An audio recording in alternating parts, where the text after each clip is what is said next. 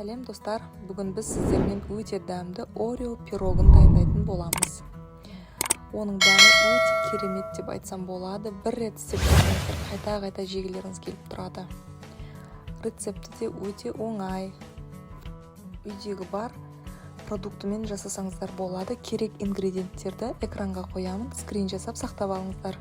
Ең алдымен құрғақ ыдысқа ұнды саламыз, шекерді, какаоны және қопсытқышты салып, бір келкі етіп араластырып аламыз. Осыдан кейін үстіне 2 жұмыртқаны саламыз. Шамал араластырамыз да үстіне алдын ала ерітілген сармайды салып, тағы да араластырып аламыз. Бұл уақытта араластыру шамал қиындау болады. Сол себептен қолыңызды жақсылап ұстап, одан ары қарай араластырыңыз. Ауырлау болады әрине қолға, бірақ салмақ салып жақсылап араластырып алыңыз. Массаны диаметрі 18 сантиметрлік формаға салып, астына әрине пергамент қағазын төсеп аласыздар.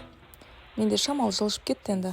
Сонда да төсеп, дәл осылай араластырып, орналастырдым. Бетіне Орео печеньесінің 5-6 данасын салдым. Осыдан кейін таразыға сливочный сырды өлшеп аласыздар. Ол 300 грамм болу керек. Міне салып алдық. Енді үстіне сахарная пудра, шекер пудрасы дейміз ба, және 2 жұмыртқаны салып, одан ары қарай араластырамыз. Бұл жерде де біраз қолдарыңыз талады, миксерді пайдаланбаймыз, сол себептен тек қана қолмен араластырып, қолымызбен 3-4 минут жақсылап араластырып болғаннан кейін формаға орналастырылған негізгі пирогтың бетіне төгіп аламыз салмамызды.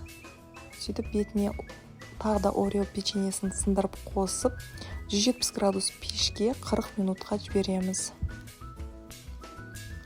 Міне 40 минут тұрған пирогымыз дайын болып шықты. Және суығанша күтеміз. Міне достар, осымен пирогымыз суыды. Формочкадан шығарып дәмін көрдік. Өте дәмді болған екен. Достар, басқа да рецептілерден қорғалмас үшін менің каналыма жазылып, қоңырау белгісін басып қойыңыздар. Және осы Орео пирогын қайтадан жасап көрулеріңізді сұраймын. Өте дәмді, ұнайтынына сенімдімін сіздерге. Келесі кездескенше сау саламат болыңыздар достар.